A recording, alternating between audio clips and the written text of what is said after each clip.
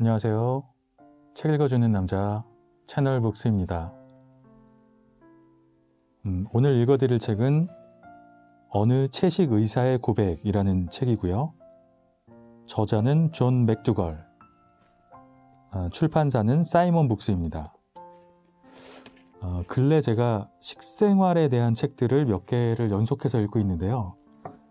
출판사에서 제가 블로그에다 올려놓은 글을 보시고 책을 보내주셔서 조금 편하게 책을 읽게 되었고요.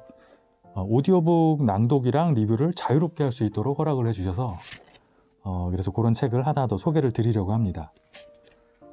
앞쪽에 머릿말 쪽 부분하고 몇 장을 정도를 읽어서 진행을 해볼까 하고요. 공통적으로 얘기하는 내용들이 그런 것 같아요. 몇 권을 연속을 해서 읽었더니 어느 정도 들어오는 내용들이 있더라고요. 내 식생활을 완전히 바꿔야 된다라는 그런 내용하고요. 식생활을 바꾸되 4주, 6주 이렇게 프로그램으로 다이어트를 하는 것이 아니라 건강을 위해서도 그렇고 체중 조절을 위해서도 그렇고 평생 바꿔야 된다라는 게 지론입니다. 그러면 평생 바꾸려면 사실은 쉽지가 않잖아요. 보통 다이어트 프로그램들을 진행을 하시면 4주, 6주 참고 끝나고 나면 내가 맛있는 걸 먹겠다, 이제 이런 기대를 가지고 하게 되는데, 그렇게 얘기를 하고 있어요. 그런 기대를 갖지 말고 맛있는 음식이 뭔지를 그 기준을 바꿔야 된다. 그래서 평생 할 수 있게 해야 된다. 근데 거기에 가장 대표적인 걸로 나오는 게 과일이더라고요.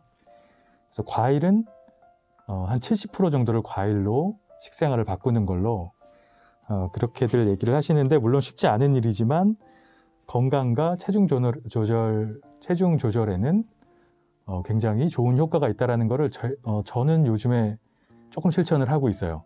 한 2달 정도 된 것 같은데 식단을 조절을 많이 하면서 많이 효과를 보기도 했고, 그래서 좀 이런 책들이 더 와닿는 것 같습니다.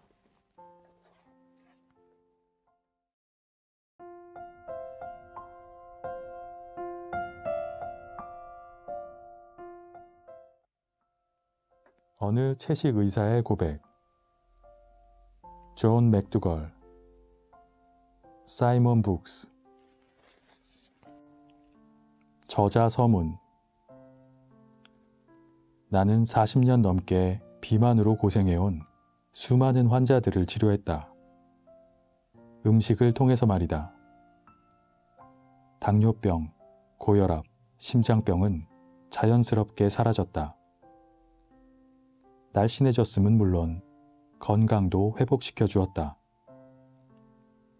수만 명이 나의 맥두걸 프로그램에 참여했고 거의 대부분 새로운 생명을 찾았다. 150만 명 이상이 살 안 찌고 사는 법 등을 비롯한 나의 책을 읽었다. 시간이 가면 갈수록 나의 주장이 사실임을 명료하게 확인할 수 있었다. 이 책은 내가 그동안 배워온 것들을 모두 담아서 독자 여러분과 나누고 싶어 출간했다. 나는 이 책이 당신을 더 젊고 날씬하게 만드는 지침서가 될 것을 확신한다. 이 책은 좋아하는 음식을 마음껏 즐기면서 인생을 풍요롭게 사는 방법을 가르쳐 줄 것이다. 당신은 아마도 많은 다이어트를 시도했을 것이고 그만큼 실패했을 것이다. 대부분의 다이어트가 살을 빼준다고 주장했기 때문에 빠져들었지만 당신은 힘들었고 몸에 이상이 생겼을 것이다. 그래서 당신은 계속하지 못했을 것이다. 비록 어느 정도 살을 빼긴 했지만 금방 흥미를 잃었고 요요 현상 때문에 다시 살이 쪘을 것이다. 오히려 더 쪘을 수도 있다. 이 책은 음식을 먹으면서 만족감과 포만감을 주는 방식이기 때문에 기존의 다이어트와는 완전히 다르다. 배고플 필요도 없고 박탈감을 느낄 필요도 없다. 녹말 음식은 몸을 건강하게 해줄 뿐 아니라 심리적으로나 육체적으로 만족감을 준다. 이것은 무슨 다이어트가 아니라 지속 가능한 음식의 법칙에 대한 이야기다. 따라서 한 달, 두 달 해보고 마는 다이어트가 아니다. 100% 그래야만 하는 다이어트가 아니라 평생의 음식 습관에 관한 이야기다. 그러나 한 달만 실천해 보시라. 거울 앞에 날씬하고 건강해진 낯선 당신을 보고 놀랄 것이다. 뚱보라는 허물을 벗게 될 것이다. 그리 큰 노력을 기울이지 않았는데도 외모가 젊어지고 정신도 맑아질 것이다. 당연히 오래 살게 될 것이다. 대부분의 사람들은 혈압과 콜레스테롤 수치가 떨어질 것이다. 소화 기능도 월등히 좋아질 것이다. 당연히 그동안 병원에서 처방해준 약봉지를 쓰레기통에 버리게 될 것이며 식탁 위에 펼쳐진 영양제도 치울 것이다. 일단 시도만 하면 금방 결과를 얻게 될 것을 장담한다. 나의 프로그램을 통해 날씬해지고 건강해진 수만 명의 환자들이 그것을 증명한다. 돈을 버는 의사가 아닌 병을 낫게 하는 의사로서 40여 년 내 인생을 걸고 장담할 수 있다. 이 책을 읽고 있는 당신은 약간의 의심이 들 수도 있다. 그러나 두려워할 필요가 없다. 나는 40년 넘게 그런 질문을 받아왔다. 그런 질문에 대답하기 위해 내가 여기 있는 것이다. 당신은 절대로 단백질 부족을 걱정할 필요가 없다. 칼슘과 비타민, 그리고 다른 영양소가 부족할까 염려할 필요가 없다.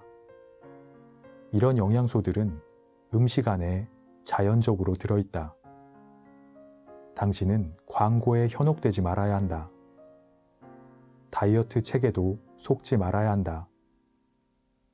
TV에 나와서 소비자의 두려움을 미끼로 비즈니스를 하는 의사나 요리사의 말에 넘어가서는 안 된다. 한 번도 이런 이야기를 들어보지 못한 독자도 있을 것이다. 검색을 하지 말고 사색을 하라는 말이 있다. 이 책은 단순한 지식에 관한 이야기가 아니다. 음식의 원리, 몸의 원리에 대한 이야기다. 책을 읽으면서 당신이 깊은 사색을 하게 된다면 나의 의무는 다 아는 셈이다. 오해를 할까 봐서 한 가지만 먼저 밝혀둔다. 나는 이 책을 통해 육식이 몸에 끼치는 해악과 채식이 몸을 깨우는 이점에 대해서도 얘기할 것이다. 채식은 주로 녹말 음식에 대해서 얘기할 예정이다. 이 책에서 말하는 녹말이란 공장에서 만든 정제 탄수화물을 말하는 것이 아니다. 그러니까 빵, 라면, 국수, 파스타, 케이크, 과자 등을 말하는 것이 아니라는 말이다. 자연에서 얻은 감자, 현미, 고구마, 보리 등을 말하는 것이다. 정제 탄수화물은 그 자체에도 문제가 있지만 공장에서 제조하는 과정에서 수많은 화학 재료가 첨가되기 때문이다. 책을 읽으면서 오해가 없기를 바란다. 당신은 이 책을 읽으면서 채식이 우리의 몸을 정화시킬 뿐 아니라 지구 환경을 정화시킨다는 사실도 깨닫게 될 것이다. 모든 것은 연결되어 있으며 모든 것은 순환하기 때문이다. 더 건강했던 우리 조상들의 음식 습관으로 돌아간다면 지구도 맑고 깨끗했던 과거로 돌아갈 수 있을 것이다. 당신을 날씬하게 하고 지구를 정화시키고 많은 돈을 저축하게 하며 인생을 변화시켜줄 이야기를 이 책을 펼쳐든 당신에게 바친다.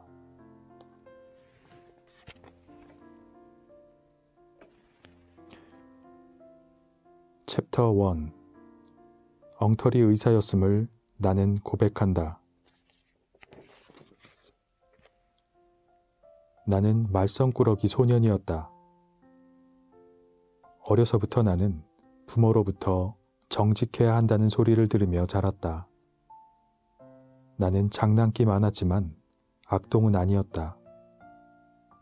아주 호기심이 많았다고 기억한다. 7살 때는 길 건너 빈집 유리창을 깨고 들어갔다는 이유로 경찰서에 간 적도 있다. 다음 해에는 잘못해서 집에서 기르는 햄스터를 죽인 적도 있고, 9살 때는 아버지의 담배와 성냥불을 가지고 놀다가 거실 소파에 불을 낸 적도 있다. 나는 아주 미안했지만 부모님은 무척 현명했다. 부모님은 의도적이지 않은 잘못으로 인한 일 때문에 아이에게 벌을 잘못 주면 반항적인 사춘기 소년이 된다는 사실을 잘 알고 계셨다. 내가 나의 실수를 솔직히 고백하기만 하면 내 에너지를 더 생산적인 일에 쓰도록 기회를 주셨다. 그래서 나를 꾸짖는 대신에 잘못을 솔직히 고백하는 것이 더욱 진실한 일이라는 사실을 깨닫게 해주셨다. 진실을 발견하고 말하는 것은 언제나 내 신조로 이어져 왔다. 나는 아주 열정이 많은 사람 중에 속한다. 내 인생의 하루하루를 그것이 좋든 싫든 아주 열심을 다해서 살아왔다. 사람들은 내가 좀 비사교적이며 너무 직접적이라고 말한다. 나는 그렇게 살아왔다. 병이 악화되는 사람들을 일깨우고 진정한 건강이 무엇인지 가르치는 가장 좋은 방법은 소리 높여 외치는 것이다. 당신은 이 책 어느 채식 의사의 고백에서 음식과 건강에 대한 진실을 알게 될 것이고, 왜곡되고 그릇된 정보들의 진실도 발견하게 될 것이다. 나는 당신이 확고한 신념을 갖게 할 것이고, 당신을 비롯한 지구상의 모든 사람들이 무엇을 먹고 살아야 하는지 나의 모든 것을 펼쳐 보여줄 것이다. 44년 동안 내가 배운 모든 경험과 의학적인 지식을 당신에게 보여드릴 것이다. 책을 읽은 다음 실제 행동에 옮기느냐 마느냐는 당신의 몫이다. 나는 가짜 의사였다. 나는 의사가 되기 전까지 오랫동안 의학 교육을 받아왔다. 1965년 18살 때 2주 동안이나 왼쪽 몸에 마비 증상이 왔다. 뇌졸중, 그러니까 중풍이었다. 어린 나이에 중풍이라니. 회복은 느리고 불완전했다. 나는 장애인이 되었다. 그 후로 47년이 지났다. 나는 절뚝거렸지만 남들처럼 어느 정도 걷게 되었다. 지금은 매일 윈드서핑도 즐긴다. 어쩌면 절뚝거리며 걷는 바로 이것이 질병과 건강에 대한 평생의 연구를 가능하게 했는지도 모르는 일이다. 부모님은 1930년대 경제 대공황을 겪어오셨다. 내 어머님 가족은 콩이나 옥수수, 양배추, 당근, 양파, 감자를 드셨고, 운수 좋은 날엔 5센트짜리 거친 빵을 구할 수 있었을 뿐이었다. 일주일에 한 번 햄버거를 먹을 때만 고기 한 조각을 맛볼 수 있었다. 내 어머니의 이런 고통스러운 기억이 내 자식들에게는 그런 고통을 겪지 않게 해주겠다고 결심하는 계기가 되었다. 아이들에게만은 돈으로 살 수 있는 최고의 음식을 먹이겠다고 결심한 것이다. 그러나 아이러니컬하게도 그녀의 이런 자비스런 마음은 잘못된 것으로 판명되었다. 우울했던 대공황기의 음식이 더 건강한 음식이었던 것이다. 나는 어렸을 때 계란과 베이컨으로 만든 아침을 먹었다. 마요네즈를 듬뿍 넣고 소고기로 채워진 샌드위치로 점심을 먹었다.